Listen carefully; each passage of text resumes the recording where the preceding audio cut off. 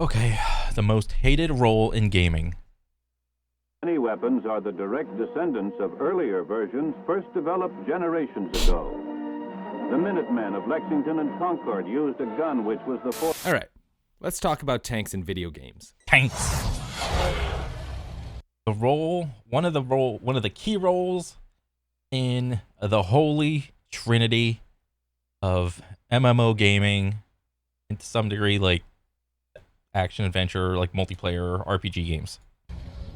The tank role has been an integral part of multiplayer gaming, especially in MMORPGs, since forever. From PvP games like Overwatch and League of Legends to PvE.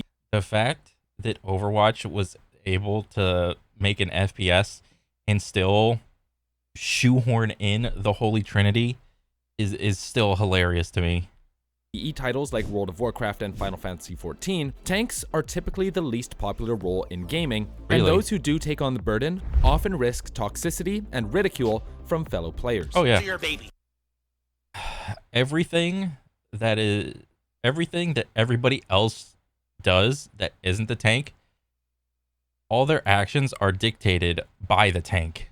So, and you have this intrinsic thing that goes along with tanking in that if you tank, you are also defaulted to be the quote-unquote leader type person in whatever game you're choosing.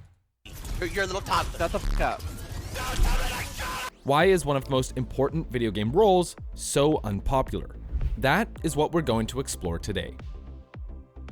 So, what other roles are there besides the tank? For that, we'll look at the Holy Trinity. Yep. A concept, not that Holy Trinity.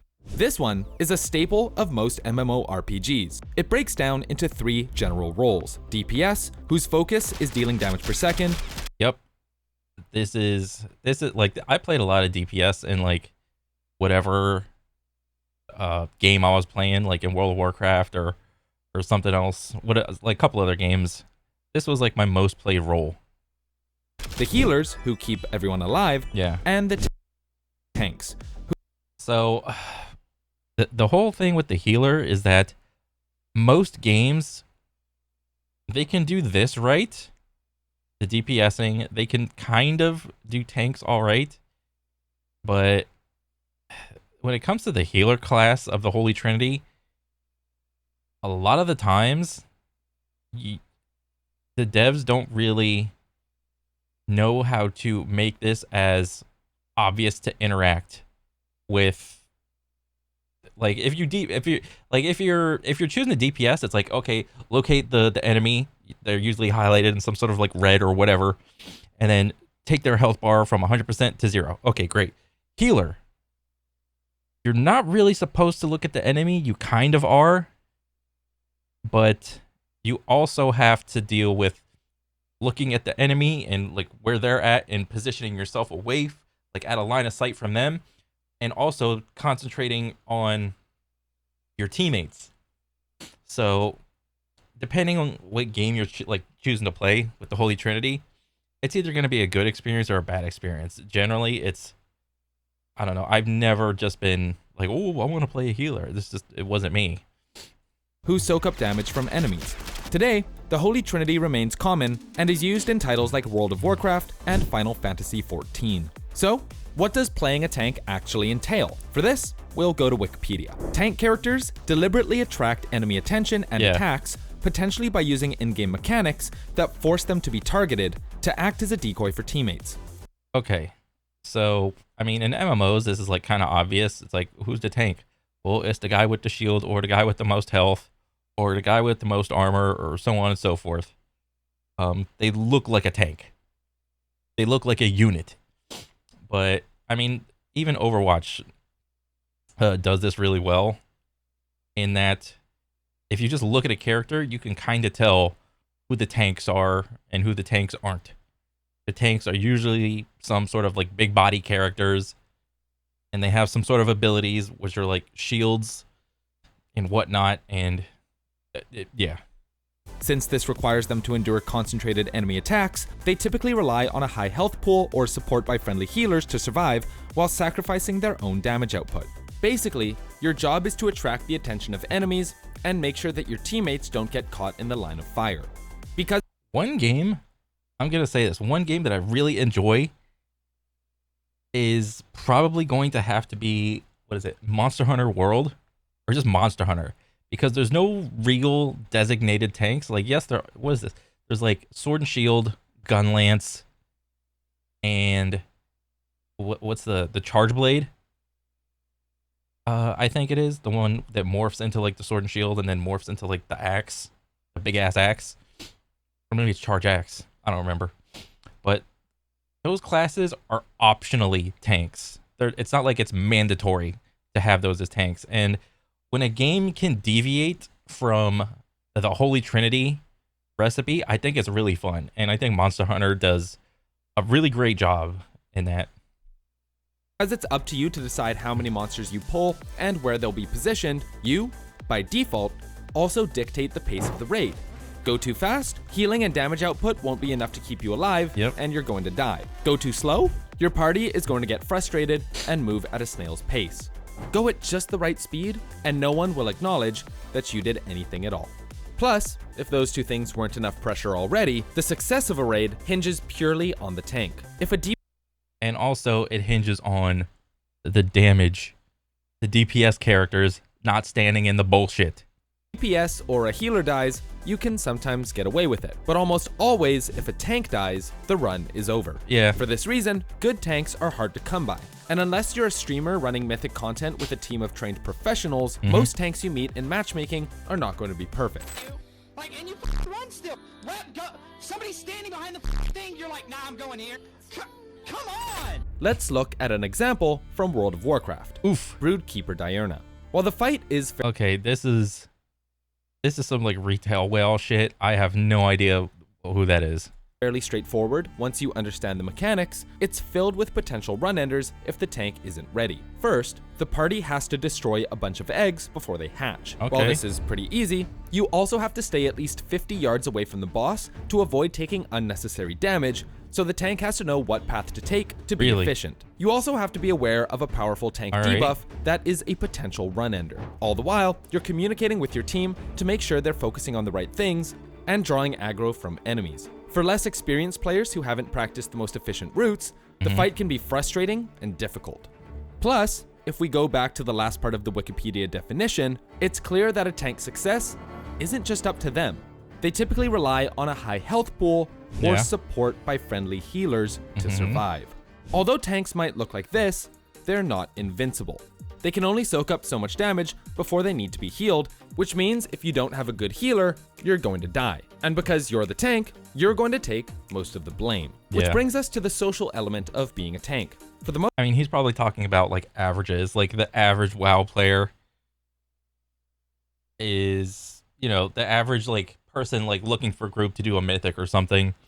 You know, if the tank dies or anybody dies, it's like people are already just going to be pointing fingers. It's ridiculous.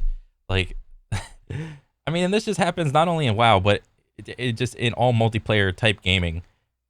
The second you die in your favorite game, it's not your fault. It's somebody else's fault. most part, unless you're playing with friends, being a tank sucks. On top of having to tank enemies, players often find themselves tanking criticism and mean words from Yeah, the whole criticism bullshit is like, so like in the case of WoW, most, like I would say just an average player, like they don't go into like an instance or some shit like researching the mechanics. They didn't watch the video of the raid, the dungeon or whatever, the mythic, and they're just like going in and just filling a spot. All the little tiny nuances that you're supposed to know happen through trial and error, that are supposed to happen through trial and error, don't get to happen because in World of Warcraft, the second somebody dies or some shit, people just dip out. And it's like, oh, okay, this group's bad. Later. Peace. their fellow party members. Steven Messner, a former writer for PC Gamer, put it best when he described his own experience as a tank in World of Warcraft. This is the first time I've run the dungeon on Mythic difficulty, a nightmarish gauntlet where Blizzard throws all of its cruelest ideas at players in exchange for awesome loot, but Bro, like a nightmarish gauntlet where Blizzard throws what the fuck is happening here? Like, come on, dude. I understand this is like the raid leader perspective, but like, is this him? Like right there? Like what is all this clutter with the names? And this is like the raid boss health pool, and the debuffs and buffs are on it or whatever. You got like cooldowns up here, you got cooldowns up there and shit. This is like another boss fucking health bar. This is the meters. This is all your stuff you're looking at. This is some other cooldowns and bullshit. It's like for World of Warcraft, at least retail WoW is like ridiculous, dude. Trying to get a normal person to find any sort of interest in this game is beyond me. All of its cruelest ideas at players in exchange for awesome loot, but every tip from the countless guides I've read couldn't have prepared me for the monsters inside. Yeah, because nothing, when it comes to all these guides, none of the guides tell you how to be a leader and how to communicate, which is another key factor in like a leadership type role, such as tanking. Like, whatever you do a mythic dungeon or any dungeon, I would assume in any what do you call it, MMO, people just jump in and assume the tank knows where to go instantly. It's like, well, what if it was the tank's first time doing the shit? Okay. It's not the bloodthirsty, Viking-like Vrykul, but the player that's berating because I am a piece of tank and cancer. No! Don't fucking laugh! Oh, I want to punch you in your Messner's experience Bro, that's a game. Like, damn. is not unique. And he goes on to say, quote, "As much as verbally harassing strangers on the internet is tasteless, I also can't help but sympathize when a player gets angry at me. After all, my failures are actively wasting their time, and no one wants to spend 40 minutes clearing a dungeon that should take 20. This kind of toxicity is rampant in matchmaking, and it's one of the reasons it's so easy to find a tank. No one wants to do it, so every party is looking for one. Yeah. For example, if you queue up as a DPS, you're probably going to take 15 to 20 minutes to match up with other players. But if you queue up as a tank, it'll usually take less than 3 minutes before an open slot is found. And when you queue up as a healer, you get instant queues. Unfortunately, the fact of the matter is, unless you're playing with friends, you're going to run into some toxic players through matchmaking. And this isn't just in MMOs. In fact, it's easy to argue that tanks are even more unpopular in PvP games. Because, if we return one more time to Wikipedia, the final 6 words are the nail in the coffin, while sacrificing their own damage output. And that's the kicker. Yeah. While the tank is meant to be more than just a meat shield in a game like Overwatch, tasked with controlling space, dictating engagements, and peeling for wounded teammates, they trade their defense for offense. No matter how cool or well-designed a tank character is, the average player will find it boring if they can't kill anything. So how can developers fix this issue? Well, it's not as simple as just giving tanks more offensive capabilities. The line between glorified meat shield and unkillable death machine is a razor's edge, and when the tuning is just a tiny bit off, the holy trinity gets thrown into chaos. After all, if tanks can DPS as well as the DPS, why DPS? Yep. For Overwatch 1, this issue resulted in GOATs.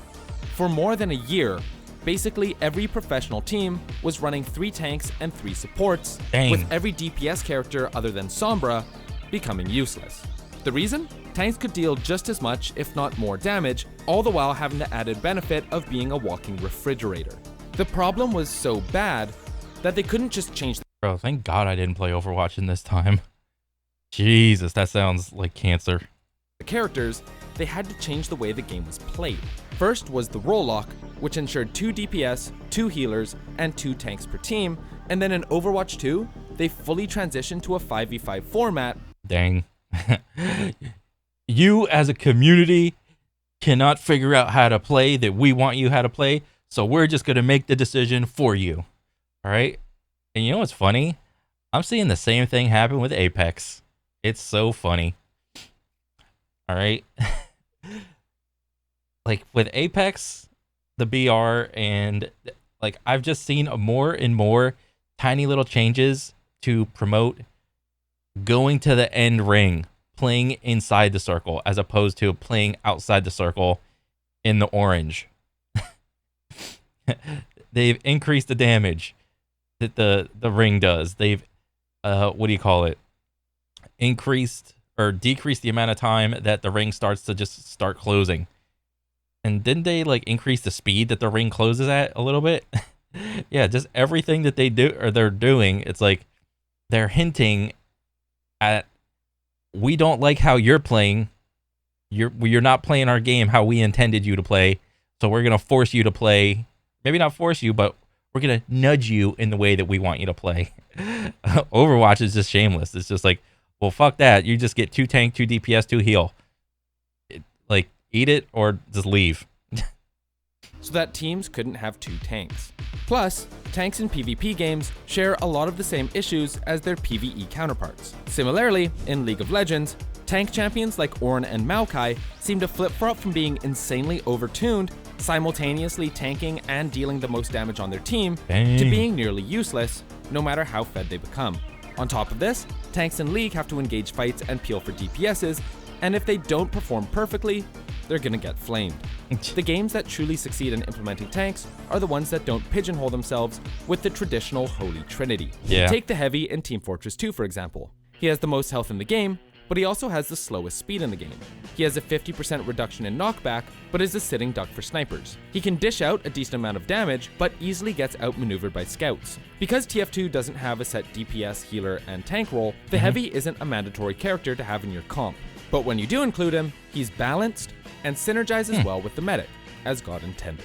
For most games, however, the tank role remains unbalanced. Whether it's tanking for a raid group in World of Warcraft, defending the point as a tank in Overwatch, or being the frontline tank in any multiplayer game in general, tanks are a tough role to get into. While it can feel incredibly satisfying in a pre-made group where everything gels and goes smoothly, it's typically a gamble every time you're solo queuing, and the experience can quickly go from bad to terrible. Yeah, solo, like all these games that have the Holy Trinity in them are horrible for solo queue. If you're just like a solo player, it's just nothing but bad. I'm sorry to say, it's just bad, man. With all the stress associated with the role, tank players truly are And that's the nice thing about Monster Hunter World. You can play that game entirely solo and pick whatever weapon you want and just play that weapon. Or you could have your duo buddy or your 2 other friends or your 3 other friends and just queue a mission as a 4-man and still have fun with your favorite weapon. The monster, it doesn't give a shit who the tank is. It's just going to go for whoever it wants. All right? unsung heroes. The game knowledge and patience the role demands, and the thick skin you need in addition to your thick armor, makes it a hard but rewarding role to play. So the next time you see a tank player in your game, show them some appreciation, and if they do mess up, just remember, it's hard work, but someone's gotta do it. This video is made possible thanks to our wonderful patrons. Massive thank you to everyone on this list, and shout out to B, Pass, Shampoo, and Yashichi for being Platinum supporters, as well as an extra special shout out to Cloud, Steph, and Jack for being our Diamond supporters. We really appreciate it. If you want to talk to us, check out our Discord. If you want to support our channel and get info on unreleased videos, check out our Patreon. If you want to help us out in a different way, leaving a like, subscribing, and hitting the bell to stay up to date is also appreciated. Nice. My name is Jonah. Thanks for watching. Oh, go back. However, Pause. Bro, I like this video. This was nice. So, yeah, I mean, it's a tank. If you're, like I said before, if you're playing a game that has the Holy Trinity in it, and you don't have friends to play it with, and you're just going to rely on the game to try to sort it out, you're probably not going to have fun. I mean, I don't know. Maybe you will. But, I mean, like, I think one of the main things, like I said before, is like when you choose tank, you also choose you also choose the role that isn't a direct correlation, but it's more like an indirect correlation. Is like, if you choose tank, you also choose leader. But I mean, I don't know. It is what it is, man. It's just the Holy Trinity thing. But if you like those type of games, just go play them, man. It don't matter. Just play what you like.